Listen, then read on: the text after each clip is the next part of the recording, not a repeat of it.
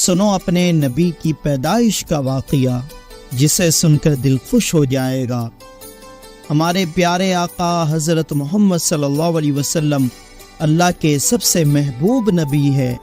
آپ کی پیدائش اور آپ کی ساری زندگی معجزے سے بھری ہوئی تھی، کیونکہ آپ جیسا نہ کوئی آیا ہے اور نہ کوئی آئے گا۔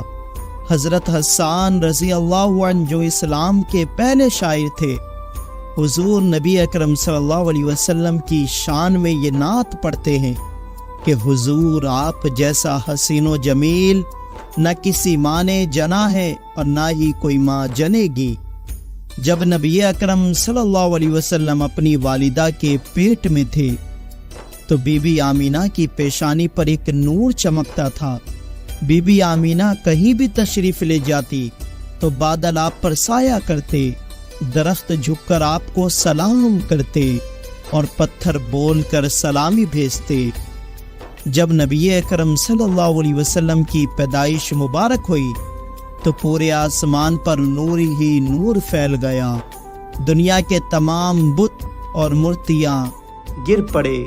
حضرت جبرائیل علیہ السلام نے مشرق و مغرب، شمال و جنوب میں جشن ولادت کے خوشی میں جھنڈے لگائے۔ فرشتے آپ کے استقبال کے لیے آسمانوں سے نازل ہوئے اور ہر اندھیرا اجالا میں بدل گیا۔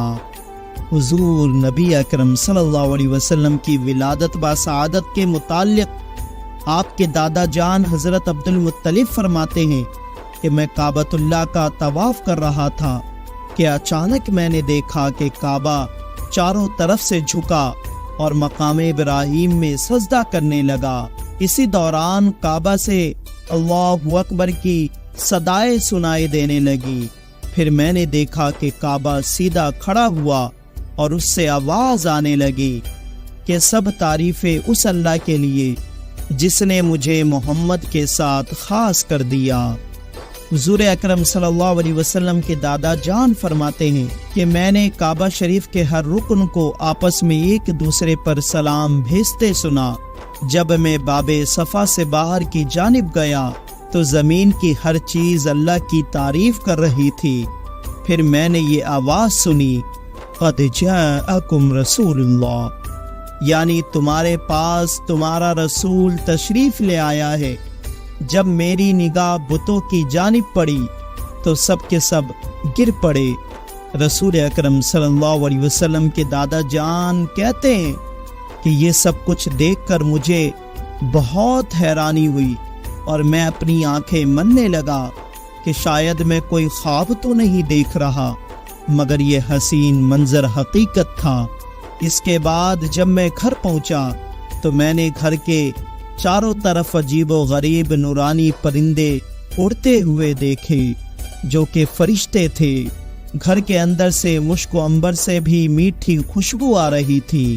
میں نے دروازہ کھٹکھٹایا تو میری بیٹی آمینہ تشریف لائی۔ حضور اکرم صلی اللہ علیہ وسلم کی والدہ ماجدہ حضرت آمینہ کی پیشانی پر ایک نور چمکتا دکھائی دیتا تھا کہ میں نے دیکھا کہ بی بی آمینہ کے چہرے پر کوئی تکلیف اور کوئی کمزوری کے اثر نہیں نظر آ رہے، اور بی بی آمینہ کی پیشانی سے جو نور چمکتا تھا وہ اب نظر بھی نہیں آ رہا۔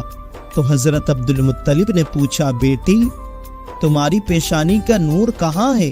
تو بی بی آمینہ کہنے لگی، میرے بابا اب سے کچھ دیر پہلے ہی میں نے ایک بچے کو جنم دیا ہے، وہ نور میرا بیٹا ہی تھا جو اب دنیا میں تشریف لا چکا ہے، اس لیے پیشانی پر وہ نور دکھائی نہیں دے رہا۔ حضور اکرم صلی اللہ علیہ وسلم کی پیدائش ایک معجزہ تھی۔ آپ کی والدہ کو بچہ پیدا ہوتے وقت کی تکلیف بھی محسوس نہیں ہوئی اور آپ بالکل پاک و صاف اور چمکتے ہوئے اس دنیا میں تشریف لائے۔ بی بی آمینہ فرماتی ہیں کہ نبی اکرم صلی اللہ علیہ وسلم کی پیدائش کے بعد ایک غیب سے آواز آئی۔ میں نے سنا کہ پکارنے والا کہہ رہا تھا کہ اس کا نام محمد رکھنا۔ یہ بچہ وہی ہے جس کا ساری دنیا کو انتظار تھا، جو دنیا کے اندھیروں اور کفر و جہالت کا خاتمہ کرے گا۔ یہ بچہ پوری دنیا میں روشنی پھیلائے گا۔ یہ بچہ وہ آخری نبی ہے جس کے آنے کی خبر تمام نبی دیتے رہے۔ اس کا نام آسمانوں پر محمود ہے اور تورات میں مفید ہے، زبور میں ہادی ہے، انجیل میں احمد ہے اور قرآن میں طٰہٰ، یاسین اور محمد ہے صلی اللہ علیہ وسلم۔ یہ ہے ہمارے نبی کی ذات، جن جیسا نہ کوئی دنیا میں آیا ہے نہ آئے گا، جن جیسا نہ کسی ماں نے جنم دیا ہے نہ کوئی ماں جنم دے سکے گی۔ ہمارے نبی کی شان سب سے اعلیٰ ہے، آپ اللہ کے سب سے محبوب نبی ہے۔ یا نبی اگر آپ نہ ہوتے تو ہمارا کیا ہوتا؟